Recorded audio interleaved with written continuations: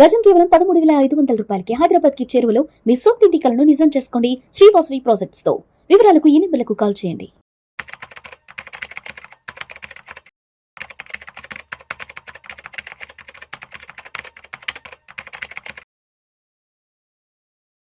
నమస్తే, welcome to Vishnu talks. నేను విష్ణు. ప్రస్తుతంతో పాటు సీనియర్ ఫైనాన్స్ ప్రొఫెషనల్ గిరిబాబు గారు ఉన్నారు.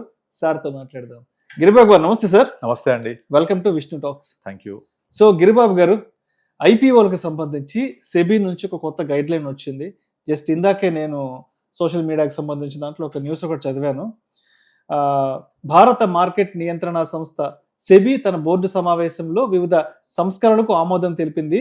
కంపెనీలు ఐపీఓ వంటి ఇష్యూల ద్వారా నిధులు సమీకరించడానికి సమర్పించే ఆఫర్ డాక్యుమెంట్ ను సులభతరం చేయడం ప్రధాన ప్రతిపాదనలో ఒకటంటూ కూడా న్యూస్ రావడం జరిగింది. దీంతో ఇన్వెస్టర్లు మరింత స్పష్టమైన సమాచారం ఆధారంగా నిర్ణయాలు తీసుకోవడానికి వీలుంటుందంటూ కూడా ఐపీఓలకు సంబంధించిన అంశానికి సంబంధించి ముఖ్యంగా కూడా సెబీ ప్రస్తావన జరిగింది. ఏంటి అసలు ఈ వార్తల్లో ఉన్నటువంటి సారాంశం ఏంటి? నార్మల్గా ఇప్పుడు మనం చూస్తే ఒక 10-15 years బ్యాక్ ఇండియాలో లిస్ట్ అయిన కంపెనీస్ చాలా తక్కువ ఉండేవి. హార్డ్లీ ఒక 2-3,000 లోపల ఉండేవి.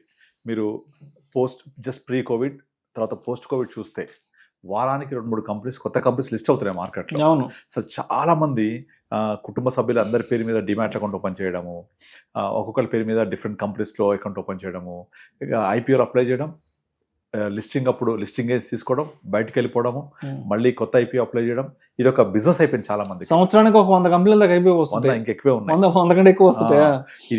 ఇది నేను యాక్చువల్గా నా కెరియర్ బిగినింగ్ లో 2004, 5, 6 ఆ టైంలో విపరీతంగా వచ్చేవి. ప్రతి వారం ఈనాడులో చూసి నేను నోట్ చేసి పెట్టుకునేవాడిని, అప్లై చేసేవాడిని ఫిజికల్ గా. అప్పుడు మళ్ళీ తర్వాత రిఫండ్ వచ్చేది, అలాట్ కానివి ఫిజికల్ గా చెక్ వచ్చేది, డిపాజిట్ చేసుకొని ఇలా జరిగేది. టైం పట్టేది. ఇప్పుడు అలా కాదు. అసలు మీరు డబ్బులు కట్టక్కర్లేదు, బ్లాక్ అయ్యి ఉంటాయి. ASBA okay, application support with blocked amount అని యాస్బార్ బ్లాక్ అయి ఉంటుంది. మనకు యూపీఐ పేమెంట్ ద్వారా మనీ అంతా ఉంటే అలాట్ అవుతాయి, కట్ అవుతాయి, రిఫండ్ సిస్టమ్ లేదు.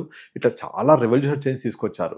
కానీ దీంట్లో ఒక మంచి ఇంపార్టెంట్ డెసిషన్ మొన్న సెబీ ఏం తీసుకున్నారంటే, సూర్యకాంత్ పాండే గారు తన బోర్డు సమావేశంలో యాక్చువల్గా ఒక ఐపీఓ నేను వస్తాను అని చెప్పేసి ఒక కంపెనీ సెబీకి అప్లై చేసుకునే ఒక ప్రాసెస్ ఉంటుంది. డాక్యుమెంట్స్ పేపర్లో పెడతారు కదా, దాన్ని డిఆర్హెచ్పి అంటారు. డిఆర్హెచ్పి అయితే ఇది ఇంతలా ఉంటుంది. దగ్గర చాలా కాంప్లికేటెడ్ లాంగ్వేజ్ లో, ఎవరికి సాధారణంగా అర్థం కాని పరిభాషలో అన్ని బిజినెస్ జార్గాన్స్ వాడుతూ చాలా కాంప్లికేట్ చేసి అది సబ్మిట్ చేస్తారు. టెక్నికల్ ఆస్పెక్ట్స్ కి సంబంధించిన మొత్తం ఫైల్ ప్రొఫైల్ మొత్తం ఉంటుంది. ఇప్పుడు మనం ఏదైతే అనుకున్నామో ఇంతమంది ఇన్వెస్టర్స్ ఈ ఐపీఓస్ అప్లై చేస్తున్నారని, అందులో కనీసం 1% కూడా ఇవన్నీ చదివి దాని యొక్క రిస్క్ పారామీటర్స్ అర్థం చేసుకుని ఇన్వెస్ట్ చేయరు. ఎవరో ఏదో చెప్పింది విని ఇది బాగుంటుంది, అది బాగోదు, లేదా ఎక్కువ మంది ఇది సబ్స్క్రైబ్ అవుతుంది, గ్రే మార్కెట్లో దాని ప్రైసింగ్ ఎంత ఉంది, ఇలా చూసేసి డెసిషన్ తీసుకుంటారు తప్ప యాక్చువల్గా కంపెనీ యొక్క లాభదాయకత ఎంత ఉంది, దాని యొక్క కంపెనీ యొక్క బిజినెస్ ప్రమోషన్స్ ఎలా ఉన్నాయి, బిజినెస్ ప్రాస్పెక్ట్స్ ఎలా ఉన్నాయి, ఇలా ఆలోచించే వాళ్ళు చాలా తక్కువ మంది ఉంటారు. దానికోసం అదంతా మాట్లాడేది డిఆర్హెచ్పి. అందులో ప్రాఫిట్స్ ఉంటాయి, లాసెస్ గురించి, negative, merits, demerits, everything mention చేస్తారు అందులో. ఇవన్నీ అర్థం చేసుకోవడం కష్టం. కనుక సెబీ ఏం చేసిందంటే, ఫస్ట్ ఆఫ్ ఆల్ ఈ ప్రాసెస్ ని సింప్లిఫై చేసేసింది. సింపుల్ గా కామన్ మ్యాన్ కి, కామన్ ఇన్వెస్టర్ కి అర్థమయ్యే రీతిలో ఈ డిఆర్హెచ్పి సబ్మిట్ చేయండి అని వాళ్ళు ఫాలో అవ్వాల్సిన గైడ్ లైన్స్ రిలీజ్ చేసింది. ఇప్పుడు నెక్స్ట్ నుంచి వచ్చే అన్ని ఐపీఓస్ కూడా అప్లికేషన్స్ చాలా సులభతరంగా చదివే వాళ్ళకి అర్థమయ్యే విధంగా, దీంట్లో ఉన్న లాభం ఏంటి, నష్టం ఏంటి, కంపెనీ యొక్క మెరిట్స్ ఏంటి, డిమెరిట్స్ ఏంటి, ఈ బిజినెస్ ఏం చేయబోతున్నారు, ఈ డబ్బుల్ని మేము తీసుకొని ఏం చేస్తున్నాము, అప్పులు తెచ్చుకుంటామా, బిజినెస్ ఎక్స్పెన్షన్ వాడతామా, ఏం చేయబోతున్నాము, మాకు ఎన్ని అప్పులు ఉన్నాయి, మా ప్రాఫిట్స్ ఎలా వచ్చాయి, ఇవన్నీ సులభంగా అర్థమయ్యేలాగా రీసెంట్గా ఒక ఐపీఓ వచ్చింది. సో ఈ ప్రాసెస్ మొత్తం సింప్లిఫై చేసి బాగా సరళంగా చేస్తే అర్థమవుతుంది ఇన్వెస్ట్ చేసే వాళ్ళకు. ఇప్పటిదాకా అందరూ వేలం వెర్రిగా డబ్బులునే కదా అని ఇన్వెస్ట్ చేస్తూ పోతున్నారు. ఐపీఓస్ కదా, పెరుగుతాయి కదా, లిస్టింగ్ వేసి తీసుకొని బయటకు వచ్చేస్తాను, నేను లాంగ్ టర్మ్ ఇన్వెస్టర్ కాదు, ఇలా అయిపోయింది. ఇప్పుడు రీసెంట్ గా లెన్స్కార్ట్ ఒక ఐపీఓ వచ్చింది. దాని ప్రైస్ వాల్యూమ్ అది చూస్తే 70,000 కోట్లకి వాళ్ళు వాల్యూషన్ తీసుకొచ్చారు. కానీ వాళ్ళ ప్రాఫిట్స్ చూస్తే గట్టిగా ఒక 400-500 crores కూడా లేవు. అంత వెయిటేజ్ లేదు. అది కూడా ఆల్ ప్రీవియస్ ఇయర్స్ నుంచి లాస్ వచ్చేసి ఒక లాస్ట్ 1-2 years ప్రాఫిట్ చూపించారు. అందులో కూడా ఒక ఇయర్ ప్రాఫిట్స్ మ్యూచువల్ ఫండ్స్ అమ్మితే వచ్చిన లాభం, ఇంకొక ఇయర్ ప్రాఫిట్స్ వేరే కంపెనీ అక్వైర్ చేసుకుంటే దాని వాల్యుయేషన్స్ మారాయి కాబట్టి ప్రాఫిట్ చూపించారు. సో ఇది అందరికీ బయటకు వచ్చింది న్యూస్ అంతా. సో తర్వాత దాన్ని అది చదివి అర్థం చేసుకొని దీనికి లాభం ఉందా లేదా అని అర్థం చేసుకొని ఇన్వెస్ట్ చేసే వాళ్ళు ఉంటారు. అందుకు ఫర్ ఎగ్జాంపుల్ పేటీఎం వాళ్ళ చరిత్రలో ఎప్పుడు ప్రాఫిట్స్ మేకింగ్ చేసింది లేదు. ఇంకా వాళ్ళు క్యాష్ బర్నింగ్ పొజిషన్లో ఉన్నారు. కానీ ప్రైస్ ఎంత ఆల్మోస్ట్ 2200+ వచ్చింది ఐపీఓ. తర్వాత ఎప్పుడు మళ్ళీ ఆ ప్రైస్ రాలేదు. ఈ విధంగా ఇన్వెస్టర్స్ నష్టపోతుంటారు కదా. అలా ఇన్వెస్టర్స్కి నష్టం జరగకుండా ఉండడానికి ఇన్వెస్ట్ చేసేవాళ్ళు దాని యొక్క రిస్క్ రివార్డ్ రేషియో అర్థం చేసుకునేలా ఉండడానికి ఈ ప్రాస్పెక్టస్, ఈ అప్లికేషన్ ప్రాసెస్ అంతా సులభతరం చేసింది.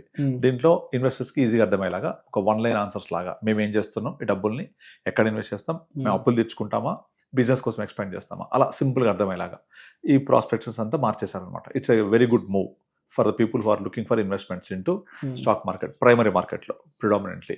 ఎందుకంటే ఇంకా ముందు చాలా కంపెనీస్ ఇండియాలో లిస్ట్ అవ్వబోతున్నాయి. ఇప్పుడు మనకు స్టార్టప్ ఎకో సిస్టంలో దగ్గర 1,50,000 కంపెనీలు ప్రజెంట్ ఇంక్యుబేటర్లో ఉన్నాయి. ఇప్పుడు ఇంక్యుబేటర్ సిచ్యువేషన్లో అంటే అన్ని కూడా స్టార్టప్స్ స్టార్ట్ అవ్వడానికి సిద్ధంగా ఉండి వాళ్ళ ఇంక్యుబేషన్ పీరియడ్లో ఉన్నారు వాళ్ళంతా. అందులోంచి కనీసం ఒక 1% సక్సెస్ వచ్చినా కూడా కనీసం ఒక 1,500 కంపెనీస్ మనకు మార్కెట్లో లిస్ట్ అవ్వడానికి వస్తాయి.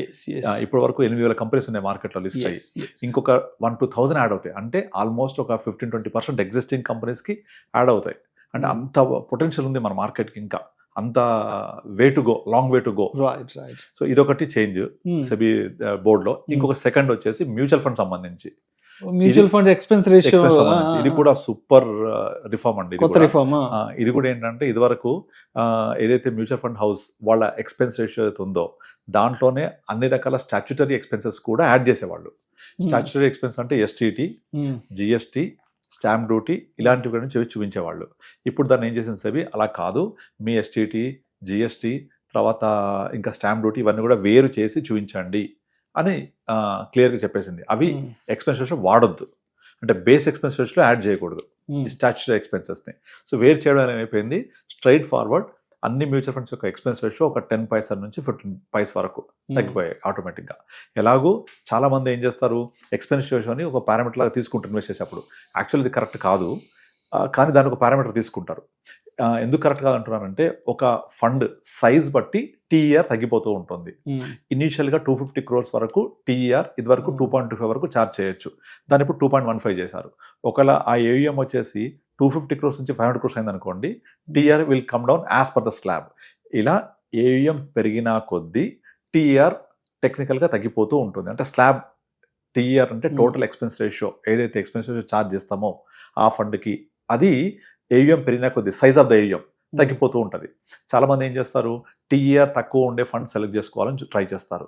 టీఈఆర్ తక్కువ ఉంది, లెస్ దాన్ 1% ఉంది అంటే డెఫినెట్లీ ఆ ఫండ్ వాల్యూమ్ ఏయుఎం ఒక 50,000 కోట్లు 60,000 కోట్లు అయిపోయి ఉంటుంది. అంటే ఆల్రెడీ బాగా పర్ఫామ్ చేసి సైజ్ పెరిగి ఫ్యాట్ అయిపోయి ఉంటుంది. అది దాని ఎక్స్పెన్స్ తక్కువ ఉంటుంది. అదే చిన్న ఫండ్ అనుకోండి, చిన్న ఫండ్ అయితే ఎక్స్పెన్స్ ఎక్కువ ఉంటుంది. ఇక్కడ సైజ్ బట్టి ఎక్స్పెన్స్ రేషియో తప్ప పర్ఫార్మెన్స్కి ఎక్స్పెన్స్ రేషియోకి పెద్ద సంబంధమే లేదు. ఒకవేళ ఆ 0.5% 1% కనుక ఇన్ఫ్లుయెన్స్ చేస్తే ఇక ఎప్పటికీ చిన్న ఎక్స్పెన్స్ రేషియో ఉన్న ఫండ్సే పర్ఫామ్ చేయాలి, తక్కువ ఉన్న ఫండ్స్ పర్ఫామ్ చేయకూడదు అలాంటప్పుడు. కానీ అలా కాదు కదా, ఫండ్స్ పర్ఫార్మెన్స్ అనేది దాంట్లో ఉన్న పోర్ట్ఫోలియో బట్టి ఉంటుంది, not only the expense ratio. Expense ratio can be one criteria but not the only criteria while selecting the fund. ఆ ఎక్స్పెన్స్ రేషియో క్రైటీరియా కూడా నా ఉద్దేశంలో లిస్ట్ ప్రయారిటీ ఇస్తే బెటర్. ఎందుకంటే ఆటోమేటిక్గా మనం చిన్న ఏయుఎం ఉన్న ఫండ్ ఎంచుకొని ఆ ఫండ్ ఏయుఎం పెరుగుతున్నది అంటే పర్ఫామ్ చేస్తుందని అర్థం అది. ఓకే, ఇప్పుడు నార్మల్గా చాలామంది ఏం చేస్తారంటే వాళ్ళ యొక్క ఫండ్ సెలెక్షన్ అప్పుడు ఎక్స్పెన్స్ రేషియో మాత్రం చూస్తారు, కానీ ఆటోమేటిక్గా ఎక్స్పెన్స్ రేషియో తక్కువ ఉంది అంటే ఫండ్ సైజ్ ఎక్కువ ఉన్నట్టు అర్థం. అది మేబీ 40,000 50,000 crores అంటే అది చాలా పర్ఫామ్ చేసి పీక్ వెళ్ళిపోయిందని అర్థం అది. సో అక్కడ నుంచి మళ్ళీ నెక్స్ట్ ఫర్దర్ పర్ఫామ్ చేయాలి అంటే కొంచెం కష్టమే, because always size is the biggest enemy for the fund. Size is the biggest enemy.